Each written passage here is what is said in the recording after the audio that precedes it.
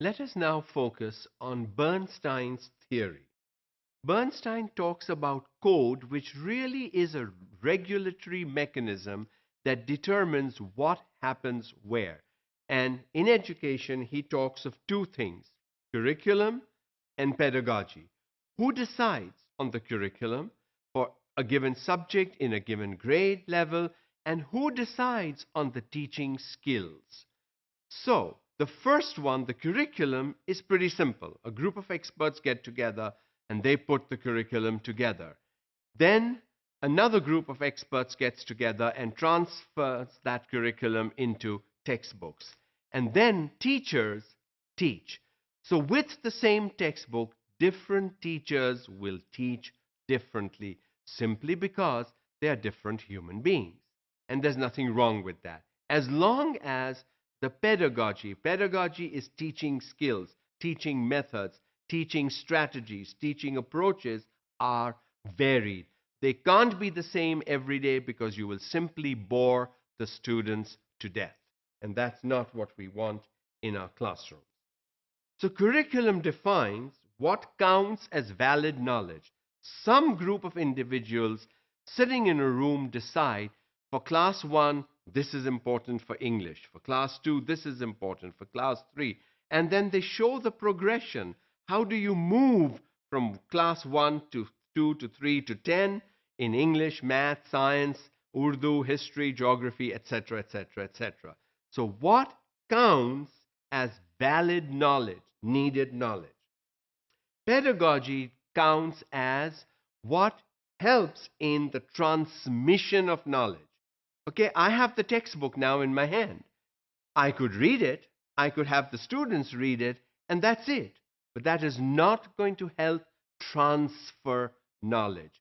Knowledge will be transferred when teachers teach through certain different strategies, methods, and mechanisms. Evaluation then is defined as valid realization of knowledge on the part of the taught. What do the students think is important for them? A medical student has a different perspective, a computer science student has a different perspective, an arts or humanities student has a different perspective. And that is why through 10 years of schooling, when children go through 10 years of schooling and they cover the same material, they've been through the same teachers, they've been taught in the same way, yet what different students take away will be dependent on them individually. And that is important. You let students take what they need. Bernstein's work on pedagogic discourse is concerned with the production, distribution, and reproduction of official knowledge. What that curriculum committee thought was important to teach. How is that? How are the ideas, the thoughts? Because the curriculum committee just gives you a list. Now, the author of the textbook has to see to what depth he needs to cover that material. And then the teacher in the classroom needs to see how that material from the author is to be taught, what mechanisms to use, how many times to do it, whether to review, to reinforce, to enrich, or reteach. All four are important, and teachers have to make that decision. So, knowledge comes down from a hierarchy to somebody who puts the education policy through the curriculum writers, through the textbook writers, to the teacher, eventually and finally to the student. So the schools reproduce what they are ideologically committed to eradicating. Schools don't want rote learning. We don't want children memorizing things.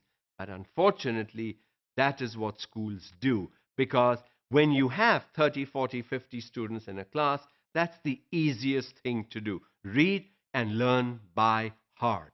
Not the best way to learn, but the easiest way to learn. Changes in the division of labor create different meaning systems and codes. For a medical student, for an engineering student, for an art student, for a history student, the codes are different. What they take away from a particular class will depend on what interests them. That is why it is important that parents and teachers allow students to do what they want to do rather than tell them everybody in the family is a doctor and you must become a doctor as well. That is not the right thing to do. Such functioning doesn't lead to consensus, but forms the basis of privilege and domination. Because who will become a doctor, who will become educated, who will do a PhD, who will just be a graduate, who will drop out after matric, will determine how far in life you can travel and where you will be on that mobility to a better life for yourself.